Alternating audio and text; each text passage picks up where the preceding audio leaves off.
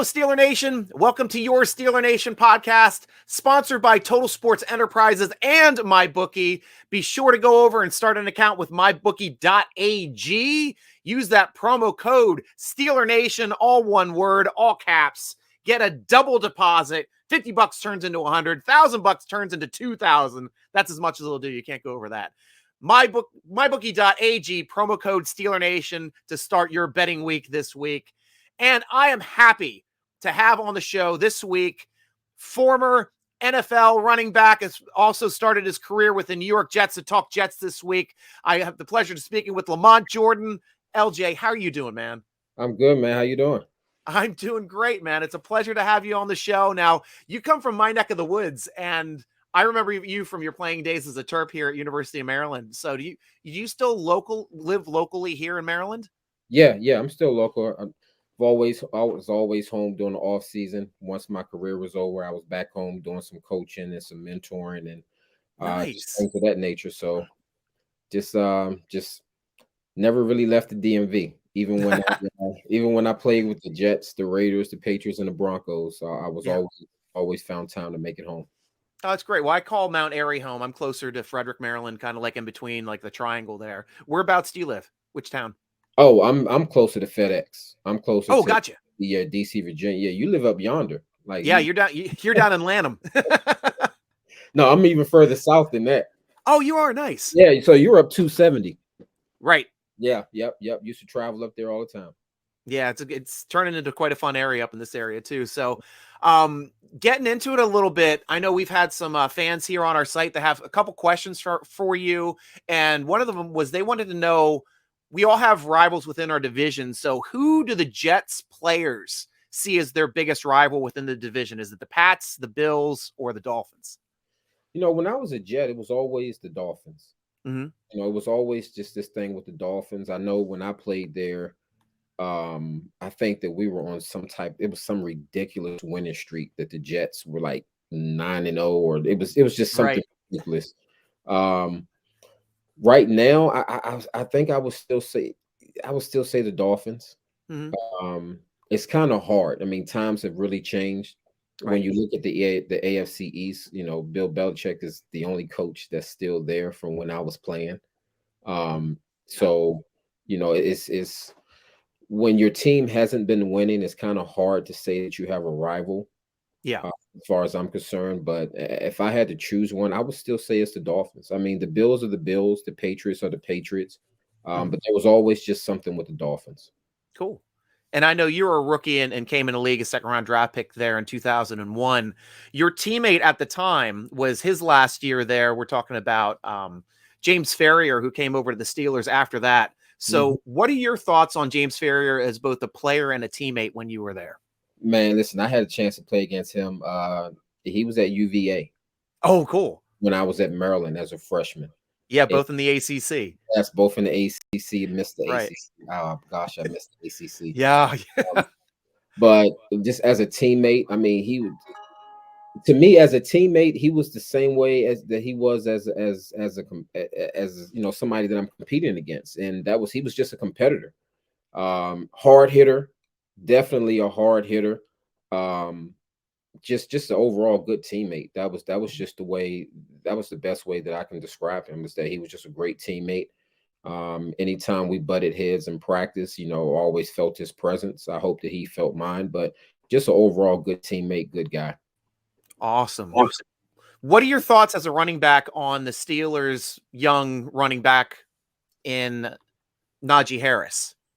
I like Najee. I mean, he's a big back. So, you know, me being a big back, you know, I love the big backs. I love when the big backs get off. You know, I feel like the NFL and football, they're trying to do away with the running backs. Right. Running game as a whole. But the fact that, you know, it doesn't matter how good your passing game is. Even when you think about the Kansas City Chiefs, the Super Bowl that they won, as far as I'm concerned, that was won on the back of Williams, their running back. Although Mahomes got the MVP award, if you look throughout just the NFL, the teams that are able to run the ball are the teams that are there at the end. So, you know, I love what I see from him. And you also got another running back there, Warren. That is a great 1-2 punch that you have That whole thunder versus lightning situation that Pittsburgh has going on there. I had a chance to watch Warren this year. He is dangerous.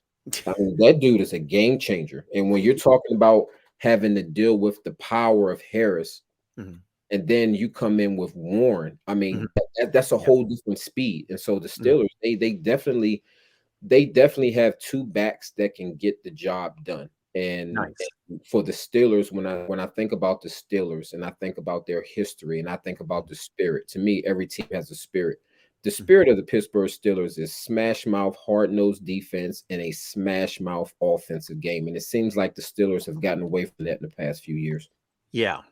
Definitely have, and good point too, because Steeler fans have just gotten to learn about who Warren was through the preseason, and then of course as an undrafted rookie free agent becoming the backup. But he was a really pleasant surprise. But we're all happy to see what he's doing so far in the league. Now, Steeler fan 448 wanted to know that how has the culture changed now with your new head coach, and how do you pronounce his last name? I know I might get the incorrect. Coach Saul. So yeah, and are you confident then that this is the type of coach that can turn the Jets into a winner, or is there any doubt early in his tenure? No, I mean, there's no doubt. And, you know, if you listen to our podcast, Andrew and I, we're huge fans of his.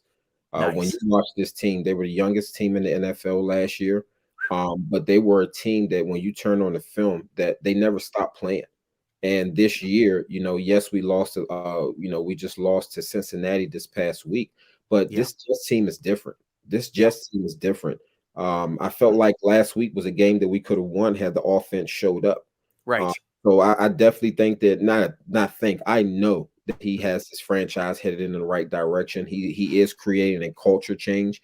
And you can tell that the team is taking on his personality. Like he's a fiery guy, and he's a coach that he seems like that he's a hard-nosed coach, but he's also a coach that has grace and understands young players, has a great coaching staff around him.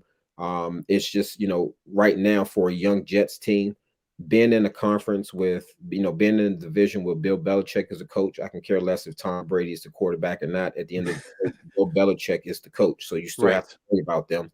And then you look at what Buffalo has going on up there, and it's just like, wow, as a young team, as you watch these Jets the remainder of the year, this is going to be a team that teams are going to have a problem with.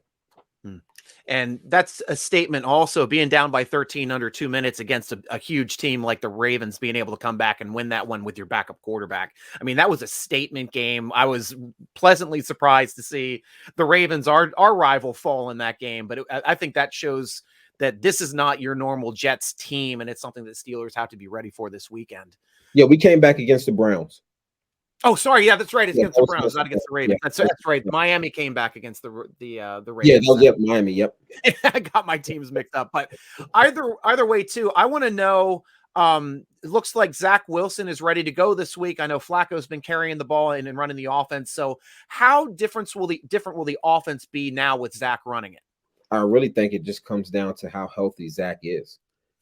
With Flacco at the quarterback position, if you're a defensive lineman, you're licking your chops because you know that when he takes the snap, if it's a pass, he's going to drop back. He's going to be in one place, and there's not going to be a whole lot of movement there. Right. Whereas Zach Wilson, he's able to create some things with his feet. So I have there's no doubt that he can get the ball. He can get the job done throwing the ball. For me, it really just comes down to his mobility. If he's able to get in and out the pocket, scramble, and pick up yards, it's going to make this. It's going to change the dynamics of this offense. And it also looks like Quincy Williams is going to be out this week. What do you expect to see out of the second-year player there in Sherwood? Losing Quincy hurts because he was playing great. He was playing great, and this is a game that you want him at. You got a big back, all right. The Steelers, if you're going to have any chance of winning this game, you're going to have to do it running the ball. And so for him to be out, that's a huge loss. His backup Sherwood he's got some big shoes to fill, but I think that he's fully capable of doing it. Even with him being out, I'm going to go back to Coach Saul and how the team has taken on his personality. And that is that it doesn't matter who's in the game. You're going to go full speed. You're going to do your job. You're going to play the win. And I think that that's the message that he preaches to his team. And so that's a huge loss for the Jets because he's a thumper. Yep. He's a guy that when he hits you, your butt is hit. And Right. so he will be missed. He will be missed this game, but Yeah. it's the National Football League. If the guy ahead of you goes out, it's your opportunity to step up. Right. Right. What would you say right now the Jets are doing best on defense? I would say putting pressure on the quarterback. I think Nice. if there are two things that I would look at, I would say is that they are putting pressure on the quarterback, and flying to the ball. Mhm. Those are the two biggest things that I see from the defense. They like Lamar, the Ravens don't win that game if any other quarterback is quarterbacking besides Lamar or Patrick Mahomes. The things Right. that he was able to do with his legs. Right. You look at this game last week, Joe Burrow was able to escape he was able to escape the pocket, make some plays. Mhm. Um, he threw some dimes. There were some tight contested catches that were made. And so, Right. those are the two things that when I watch this Jets defense play, Mm. they're going to put pressure on your quarterback with only their down four. Mhm. And whoever has the ball, they're going to get 11 caps to the ball. And from a defensive standpoint, I mean, what more can you ask from your defense than to put pressure on the quarterback? And whenever somebody has the ball, you get 11 caps to the ball. So, watching this game and this matchup against the Jets this weekend, who should Steeler fans start to know, and who is your X factor in this game that Steeler fans will probably see making plays this weekend against the Steelers? I think, and anybody who listens to the show, and hopefully some of your fans will go over and listen, because Drew and I, we will get more in depth about this game. We will also Awesome. have our picks as far as Mhm. our bets of the weekend. Mhm. For me, Braxton Berrios. Ooh, that's a good name. I think that Braxton Berrios is a guy that you really have to watch out for. Yep. He can line up in the slot. He's dangerous in the slot. And Mhm. when I look at Pittsburgh, when they bring pressure, they're playing a lot of man-to-man defense behind that. And the middle of the field is wide open. That's somewhere that Berrios does a great job of. And Yeah. so I really think that you have to worry about Braxton, but Mhm. Wilson, you have to worry. We have so many weapons. We Right. have weapons all over the place, but Yep. Braxton Berrios is the guy for me that is the X factor. That when he gets going, I mean, when he's going and he's hot, as a defense, you have to pay attention to him. He's a kick returner and he's a punt returner. So on the offensive side of the ball, when he gets the ball in space, he's a guy that can make you miss and go the distance. So he's a guy that the Steelers really need to watch out for. But like I said before, we have weapons all over the place. You have to worry about Carter and Hall out the backfield. You have to worry about Wilson. You have to worry about Moore. You have to worry about Braxton Berrios. And then you have to think about Corey Davis with his size and his Mhm. ability to go up and make catches over top of people. So I think for the Steelers, it's really, you got to be on your P's and Q's in this game, because if you don't, then we have weapons that can make this a long, long day for you. Definitely. Definitely. Matt Insomniac had a question for you. Mhm. He wants to know, like, as a former player, when fans approach you in general public, what makes for a positive interaction and what makes for a negative interaction? So we're trying to figure out the best way to approach players in public to make it so you enjoy it as much as they do. I would say keep it quick, short, Mhm. and sweet. Mhm. That's pretty much it. And I think that also, you know, looking at the nonverbals of the player, like, people have to understand we're humans. We have lives outside of football. Right. And so, if a kid is standing there talking and you come move a kid out the way to get an autograph, I'm not signing an Right. autograph for you.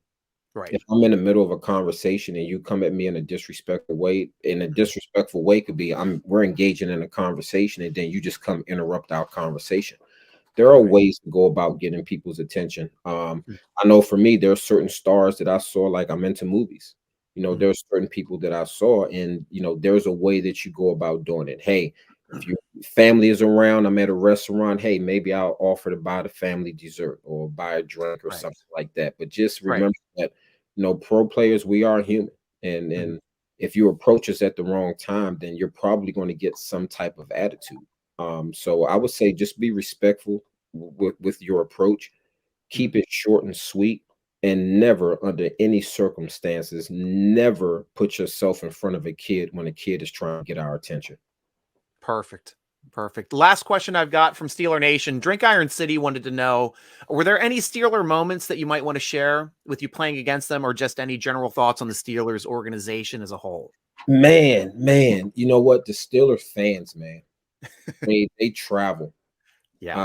I, I mean, I played for the Raiders, and I think that when you look at the Steelers and the Raiders, those are two teams that they travel. I Yeah. mean, I love playing Pittsburgh. Just as a big back, you just knew. I played at a time where you had Harrison coming off the edge, you had Farrier, you had Troy Palmer. I mean, you had some Right. straight up dogs. I mean, straight up animals out there. Uh, Right. the one, I mean, none of my Pittsburgh moments are fun. Mhm. Uh, I remember playing in the Meadowlands Mhm. snow game. I think both teams were just not. Yeah. I I had remember you guys winning that snow game, though. no. We lost the snow game. Oh, was that the one we? Wow. I Okay. think, Okay. yeah, you all won the snow game. I think I had 2 fumbles on the goal line. Ah. I played that whole season with a broken hand. Oh, So geez. I had, Wow. yeah, I had one hand, and that's no excuse. I mean, when the coaches trust you to play as a running back, your number one responsibility is to hold on to the ball. I Yeah. remember that game because of the fumbles, but also because it Mhm. was snowing. I mean, Wow. the Yeah. opportunity to play football in the snow. I think my That takes you back to like your childhood, right? When you're out there yeah, running yeah. around in the snow, playing Yeah, ball. yeah, which was another reason why I was so upset with myself. Just that whole day just got off to a bad start for me. It Mm. was a blizzard on the way to the stadium. I missed my daggone exit. Oh, man. I'm driving a pickup truck, so I can't go too fast. I mean, it was Right. just that whole day was bad. And then I just remember my last moment with the Jets. Mm. Um, the playoff game where we Right. we had 2 field goals missed. Yeah. Pittsburgh winds up playing New England the following week and just gets annihilated. And Oh, then no, that was well, yeah, yeah. Yep, you are right. Yep. yeah, oh no, you all got annihilated. Yeah, we did. Yeah, for some And reason, we cannot beat New England in the playoffs with, when it was Brady. We yeah, just couldn't. yeah, Yeah. yeah. I just think about that game with the 2 missed field goals and Mm. just thinking like, damn, if we had beat Pittsburgh the following week, we would have played up in New England in a Yeah. snowstorm, like all of these different things. But when it comes to Pittsburgh, I got a lot of family and friends who are Steeler fans. Mm. And when you just think about Pittsburgh as an organization, just class act, just top, just I mean, when you think about it, what is it, 4 total head coaches throughout the history of the franchise? Well, since the Super Bowl era, they're only on 3. Yeah, they had a Well, ton from 1933 to 1970 or 1969. They had like 20, but then from 69 up, they've only had 3. well, from the times that it mattered. Right. Super Bowl From era. the times that it mattered. I mean, Yeah. Pittsburgh has just been there, man. Just a Mm. top-notch organization. I know a lot of former players who may have never played for Pittsburgh but grew up Pittsburgh fans, man. And Pittsburgh is just one of those teams that, like me, I can't stand the Cowboys. Oh, Like yeah. Neither can we. We I just have can't stand the Cowboys. yeah. Unless you're a rival of Pittsburgh, meaning you're Cincinnati or you're Cleveland, Mm. um, it's kind of hard to hate Pittsburgh. You have no reason to dislike a franchise Mm. that's just been as awesome as the Pittsburgh Steelers franchise. I had an opportunity to play for Coach Cowher in the Senior Bowl. Oh, cool. And so being able to be around him and then teammates with James Farrior is just, man, Right. I just have nothing but good things to say about the team Pittsburgh, about the team the Steelers. Well, you are also been a class act as well, Lamont. I really appreciate you being on the show, and Steeler Nation. Be sure to go and follow him on Twitter as well at Coach Jordan34. That's at CoachJordan34. Listen to his show on the Believe Network. What's the name of your show again? It's Believe in Jets. That's BLEAV in Jets. That's with myself and then my host Andrew Golden. And I can also be found on Instagram. I'm LaMont Jordan _34. Great. Awesome. Thank you so much for sharing that. Thank you for being part of the show and giving us insight into this matchup as well as insight into your past. And you've just been an absolute pleasure. Thank you very much, LJ. Thank you. Thanks for having me. No problem. See you soon. All right. And Steeler Nation, obviously we got some injuries coming up here with this week, but it's all clarified so far. It looks like Minkah Fitzpatrick with his concussion is good to go this week. He practiced fully. He is off of concussion protocol and not listed on the injury report as well as punter Presley Harvin III, Kevin Dotson, and Larry Ogunjobi. All of them are ready to play this week. The only person we're going to be missing looks like Witherspoon, who is out with a hamstring. Looks like Wallace and Pierre are going to have to be the ones coming in and helping out with the injury situation there. Now it is time for questions from Steeler Nation, sponsored by Manscaped. Make sure to go out and get the Platinum Package. They got the lawnmower trimmer. They got the Weed Whacker ear nose trimmer. They got the ball deodorant, body wash, 2-in-1 shampoo, boxer briefs, travel bag. Get it all. Manscaped for turning your playa into an MVP. And we all know what the P stands for. You down with MVP? Yeah, you know me. That's it. Manscaped. Use promo code SteelerNation yet again at manscaped.com. Get 20% off your order, free shipping, all from our sponsor at manscaped.com. Go on to SteelerNation.com, ladies and gentlemen.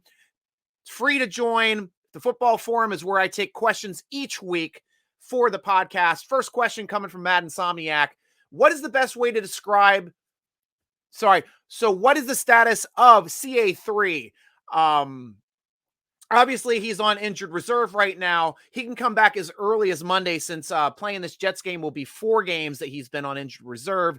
I don't expect to see him, though, activated unless they expect to bring him up instead of Gunner and have Gunner be the inactive, because Sims would have to come off the roster in that situation, because right now we really just don't have a spot for him. He would be inactive no matter what if we bring him up and take Sims off until they can figure out, is it going to be Gunner or is it going to be Austin being inactive that week? So right now, I don't know if the Steelers are willing to make that switch at kick and punt returner yet. We'll have to wait and find out on that one. Next question from Mad. So in terms of bad offenses, who was the worst one? The 1998 Sherman offense or the 2019 Fichtner offense? My own personal opinion on this one, I have to go with the 98 Sherman offense, only because they were trying to square peg round hole my boy Cordell Stewart, who was just interviewed here a couple weeks ago and is going to be at the tailgate, the Steeler Nation terrible tailgate this weekend, which I'll talk about here at the end of the show. Absolutely trying to force him into being a pocket passer as opposed to allowing him to be the playmaker that he absolutely was.